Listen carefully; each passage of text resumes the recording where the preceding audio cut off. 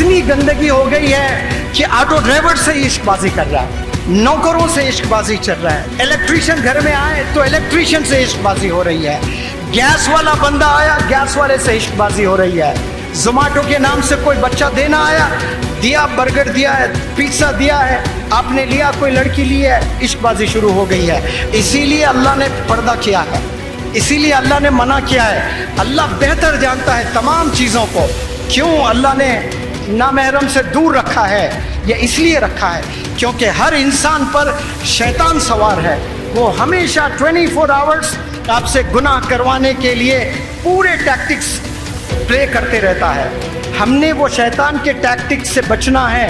वो बचने के लिए आप सल्लल्लाहु अलैहि वसल्लम ने तरीक़े बताए हैं।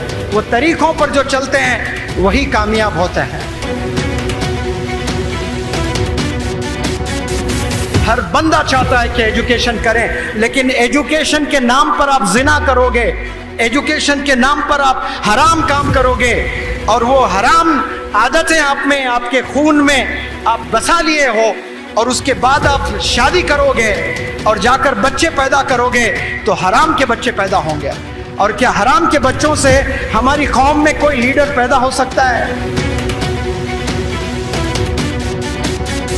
दुनिया पूरी बिगड़ गई थी, गुमराह थी, अंधेरे में जिंदगी गुजर रही थी, कोई रोशनी नजर नहीं आ रही थी। तब अल्लाह सुब्हानहू व तआला एक टीचर के तौर पे आप सल्लल्लाहु अलैहि वसल्लम को इस दुनिया में भेजे हैं। आप सल्लल्लाहु अलैहि वसल्लम ने कहा मुझे मुअल्लिम बनाकर भेजा गया, मुझे टीचर बनाकर भेजा गया। आपने अगर कामयाब होना है तो टीचर्स का हाथ थाम लें, मदारिस के टीचर्स का हाथ थाम लें, अपने स्कूल्स के टीचर्स का हाथ थाम लें। कसम खुदा की गुमराह नहीं हो सकते, कामयाबी की मंजिल छूकर रहोगे आप। इस दुनिया में दो चीजें जो सबसे मुश्किल है। नंबर 1, ईमान की हिफाजत, ऑलमोस्ट इम्पॉसिबल हो चुका है। बराए नाम नजर आ रहा है कि हम लोग मुसलमान हैं, लेकिन वाकई में ईमान है या नहीं है ये अल्लाह सुब्हानहू व तआला ही जानता है। ईमान की हिफाजत इस दुनिया का सबसे बड़ा चैलेंज है, सबसे बड़ा चैलेंज। दूसरा जो सबसे बड़ा चैलेंज है वो है बच्चों की तरबियत। एक बच्चे को नहीं पाल पा रहा है बाप, एक बच्चे की तरबियत नहीं कर पा रहा है। एक दौर था 12-12 बच्चे हुआ करते थे, एक घर में 10-10 बच्चे हुआ करते थे। एक बच्चे को लेकर परेशान है वालिदैन। क्यों? क्योंकि उनमें वो क्वालिटीज नहीं है, वो अल्लाह के करीब नहीं है, वो दुनिया की जिंदगी में गुम हो चुके हैं, पैसे बनाने में गुम हो चुके हैं, तरबियत करने में वो जीरो हैं। और बच्चों से एक्सपेक्ट कर रहे हैं कि वो हीरो हो जाए, सवाल ही नहीं है।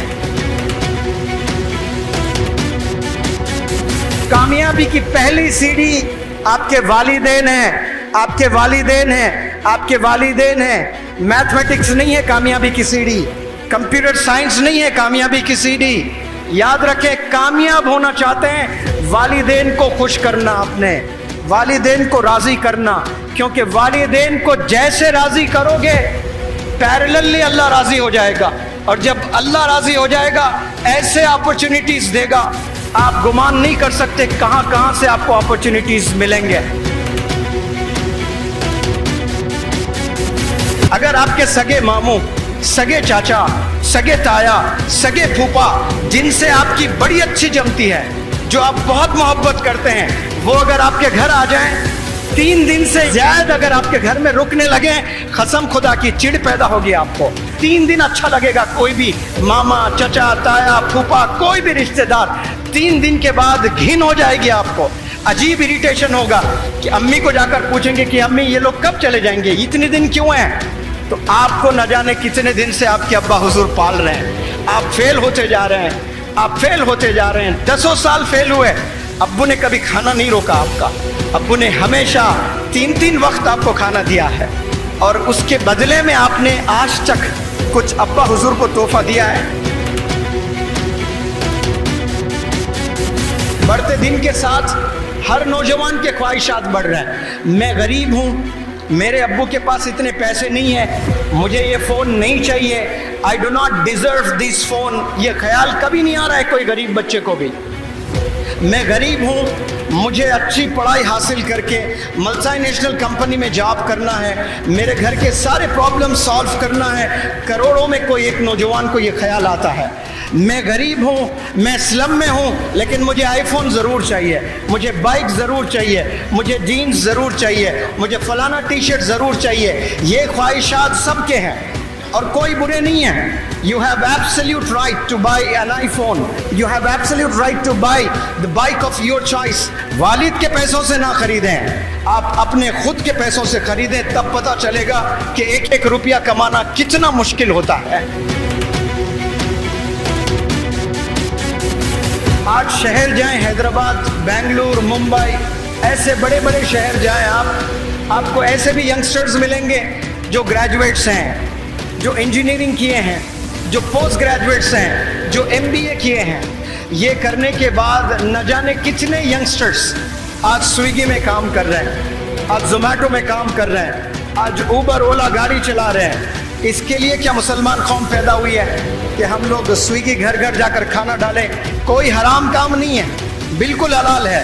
لیکن اگر آپ نے سویگی میں ہی آپ نے کھانا ڈالنا تھا, اس کے لیے ماسٹرز ان بزنس ایڈمنسٹریشن کی کیا ضرورت, اس کے لیے بی ٹیک کی کیا ضرورت, اس کے لیے ایم ٹیک کی کیا ضرورت؟ بڑی بڑی پڑھائی آپ نے پڑھ لی ہے لیکن کہیں جاب نہیں مل رہی. کیوں؟ کیونکہ علم نہیں ہے, آپ کے پاس میں نالج نہیں ہے.